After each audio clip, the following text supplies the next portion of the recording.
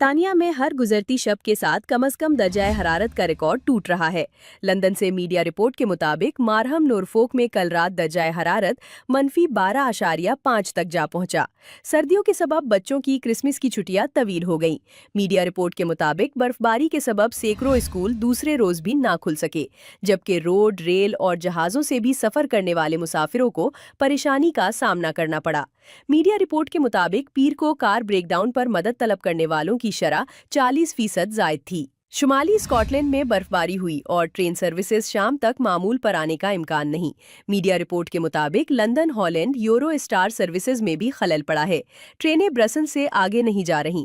Aberdeen and اینورنس airport پر شدید برفباری کے سبب پروازیں منسوخ ہوئی ہیں۔ لیورپول جان لینن ایئرپورٹ بھی دوپہر تک بند رہا۔ شمالی آئرلینڈ میں سٹی آف ڈیری ایئرپورٹ پر پروازیں تاخیر اور منسوخی کا شکار رہیں۔ میڈیا رپورٹ کے مطابق بیلفاسٹ انٹرنیشنل ایئرپورٹ بھی پروازیں تاخیر اور منسوخی کا شکار رہیں۔